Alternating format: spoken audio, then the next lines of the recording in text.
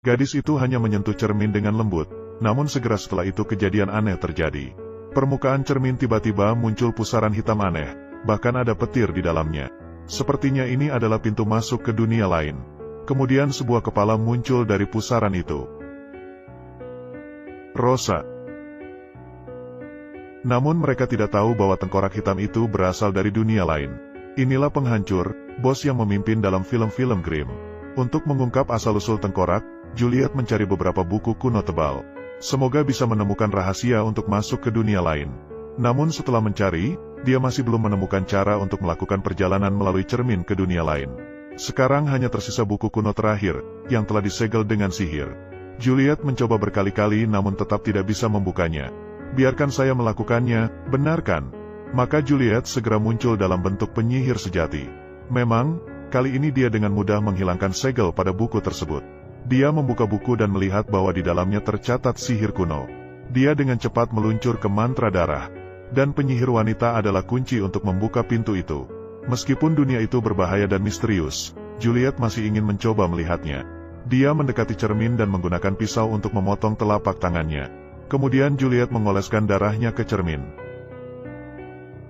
Namun anehnya, cermin saat itu tidak menunjukkan reaksi apapun. Juliet mengira dia telah menggunakannya dengan cara yang salah, jadi dia segera berkeliling untuk memeriksa informasi di buku itu. Ketika dia merasa bingung, Juliet berbalik untuk melihat cermin, dan benar saja, lapisan hitam yang menakutkan muncul. Sepertinya metode yang tercatat dalam buku kuno tidak salah. Ketika Uok dan Rosa kembali, mereka melihat buku mantra di atas meja. Beserta pisau yang berlumuran darah terjatuh di sana. Mereka segera menyadari bahwa Juliet mungkin telah pergi ke dunia lain. Mereka segera menelepon Nick, dan memberitahunya bahwa Juliet telah pergi ke dunia lain. Di meja kerja Ibu Adelaide ada sebuah buku yang terbuka. Sementara cerminnya terkena darah. Mungkinkah dia menemukan cara untuk masuk ke dalam cermin? Buku apa itu? Sebuah buku berwarna hitam. Mereka lengkap. Saat Rosa menutup buku itu terkunci secara otomatis. Kejadian ini membuat Rosa terkejut. Di sisi lain, Juliet telah berpindah ke hutan. Ketika dia sadar dari pingsan, dia menemukan dunia itu tertutupi salju dengan pohon-pohon tinggi yang menjulang. Tempat ini terlihat seperti sebuah altar kuno. Dia berbalik dan menemukan di cermin batu terdapat gambar Op dan Rosa.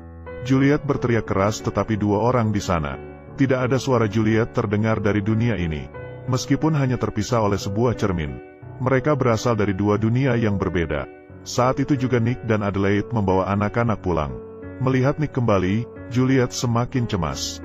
Juliet berbalik dan melihat cermin, memang telah muncul sebuah bayangan hitam yang menakutkan. Hanya meninggalkan simbol kuno yang misterius di atasnya. Saat Juliet terpaku, tiba-tiba terdengar teriakan dari hutan. Dia segera berlari menuju suara itu. Kemudian melihat seorang pria sedang dikejar oleh monster. Meskipun pria tua itu nekat meluncurkan layang-layang besar, tapi hanya berhasil menjatuhkan salah satunya. Dia sendiri segera ditangani oleh dua monster lainnya di tempat. Juliet melihat seluruh proses tanpa berani mengeluarkan suara. Kemudian pria itu ditarik pergi oleh monster. Namun cerita belum berakhir. Tak lama kemudian, dua monster lain datang berlari ke sini. Mereka mulai mengoyak dua monster yang sudah terkapar. Pemandangan ini hampir membuat Juliet muntah sarapan. Di sini untuk membuka buku dan mempelajari cara menuju ke dunia seberang. Adelaide pertama kali berubah menjadi sosok penyihir. Namun tak seorang pun menyangka. Diana melihat kekejaman ibunya tanpa merasa takut. Gadis ini benar-benar lebih berani dari yang lain. Memang, Adelaide dengan mudah berubah menjadi penyihir dan membuka buku kuno. Dari sini, dia dengan mudah menemukan cara menggunakan darah untuk melakukan perjalanan lintas dimensi. Ingin membuka pintu ke dunia seberang. Cukup menggunakan darah segar penyihir untuk membuat ramuan penyeberangan. Di antara semua orang, hanya Adelaide yang bisa melakukannya. Dia hampir menyentuh dengan tangan saat Nick segera menghentikannya.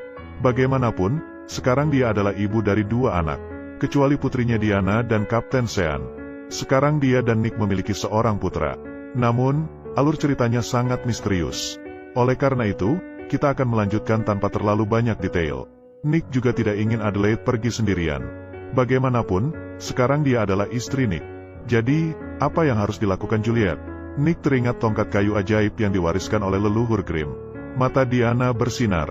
Gadis kecil segera menyadari keajaiban tongkat kayu itu. Di dalamnya terdapat kekuatan aneh dan misterius. Siapa tahu itu bisa membuka pintu ke dunia lain. Memang, ketika tongkat kayu menyentuh cermin, reaksi aneh terjadi. Jalan menuju dunia lain benar-benar telah terbuka. Kalau sudah terlambat dan tidak menemukannya, bagaimana? Atau menemukannya tapi tidak bisa kembali? Saat ini, tidak ada yang tahu tentang dunia lain. Semua orang khawatir tentang Nick. Namun jika bukan karena Nick, Juliet tidak akan berada dalam situasi ini. Nick tanpa ragu langsung memasuki cermin. Ya Tuhan, tongkat kayu tidak masuk.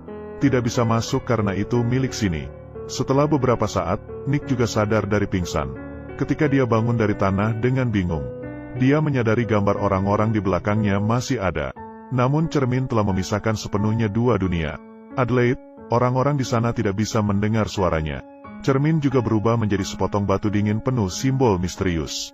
Dalam dunia asing itu, Nick tahu dia harus mulai mencari Juliet dari suatu tempat. Tetapi pada saat yang sama, hutan di sebelah tiba-tiba terdengar suara pertarungan. Nick tanpa berpikir panjang segera berlari mendekat. Ketika dia sampai, dia menemukan. Ternyata dua monster itu sedang bertarung dengan manusia serigala. Salah satu monster babi telah ditaklukkan oleh manusia serigala. Monster yang tersisa melarikan diri dengan ketakutan. Namun yang membuat Nick bingung adalah monster babi tidak berubah menjadi manusia. Pada saat yang sama, manusia serigala menyadari keberadaan Nick. Dia berlari langsung ke arahnya. Serigala saat ini seperti sedang gila. Nick menghadapinya tanpa rasa takut. Dia bahkan berniat untuk memakan Nick. Tetapi serigala bukanlah lawan Nick. Dia mendorongnya ke tanah dan memukulnya. Saya tidak punya waktu untuk ini. Siapa yang sibuk denganmu? Apa ini? Nick hampir saja mengambil senjatanya kembali, ketika di sebelahnya terdengar suara aneh. Dia melihat dengan seksama dan menemukan bahwa saat itu Juliet sedang berlari ke arah mereka. Keduanya menyadari bahwa tempat ini berbeda dengan dunia Grimm. Monster mengamuk di hutan. Selain itu, setelah mereka mati, mereka tidak kembali ke bentuk manusia. Meskipun ini sangat aneh, yang penting sekarang adalah mencari tempat berlindung. Tetapi ketika mereka hendak pergi, seorang serigala mendekat. Melihat saudaranya diserang, dia segera meraung. Tidak lama kemudian, beberapa serigala datang ke sini. Mereka sangat marah, ingin membalas dendam kepada sesama serigala dengan darah. Benar, serigala. Mereka menemukan Nick sebagai manusia serigala. Sepertinya mereka tidak tahu apa itu senjata.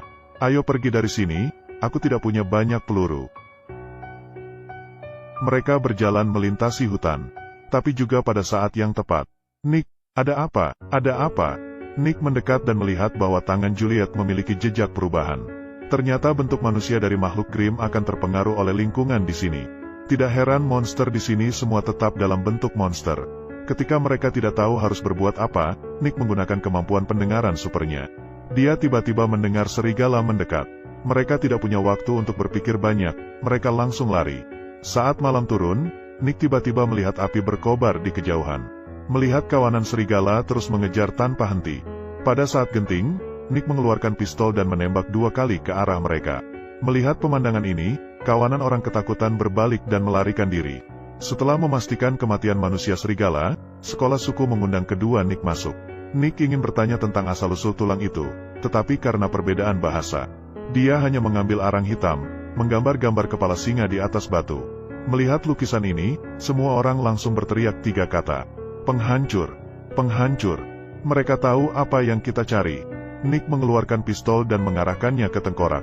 Dia datang ke sini untuk memburu penghancur.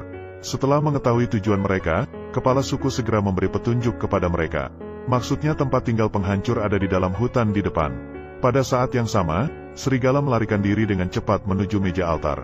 Namun untuk membantu Hoa mengatasi kata-kata untuk mengembalikan kekuatan Grimm, Juliet berubah menjadi Adelaide untuk bermain puzzle dengan Nick. Serigala datang ke sini untuk memberitahu si pemusnah dengan tongkat kekuasaan ini. Mereka tahu Nick datang ke sini. Mata si pemusnah berkilauan dengan cahaya biru. Di sisi lain untuk menyelamatkan Nick dan Julius dari dunia lain. Mereka hanya tahu tongkat kayu ini memiliki kekuatan penyembuhan khusus, dan juga dapat membuka jalan antara dua dunia. Tidak ada yang tahu tentang kegunaan lainnya. Kapten juga tidak menyangka bahwa harta karun kerajaan Grimm yang dicari manusia hanyalah sebuah tongkat kayu. Bahkan belum ada yang mengetahui untuk apa tongkat itu digunakan. Untuk mencari jalan pulang bagi Nick dan Juliet, Kapten menggunakan komputer untuk menghubungi seorang penyihir. Penyihir wanita memberitahu mereka bahwa ruang yang Nick dan Juliet masuki adalah dunia satu arah yang berbeda. Makhluk itu terlihat seperti tengkorak, sebenarnya adalah iblis setan. Banyak ramalan yang menyebutkan bahwa iblis akan turun ke dunia untuk menghancurkan dunia. Selain itu, ia juga akan mengambil seorang wanita sebagai istrinya. Dan putri Kapten Diana adalah pengantin dari iblis itu. Apa? Banyak ramalan yang mengatakan bahwa iblis akan muncul di dunia. Terlepas dari panggilan apapun yang diberikan orang, ia akan mengambil seorang wanita sebagai istrinya. Kapten melihatnya dengan curiga. Penyihir wanita mengingatkannya untuk bersiap-siap untuk hal terdalam.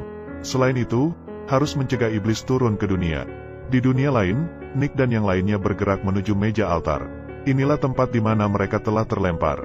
Sepertinya tempat ini adalah kunci untuk menghubungkan dua dunia.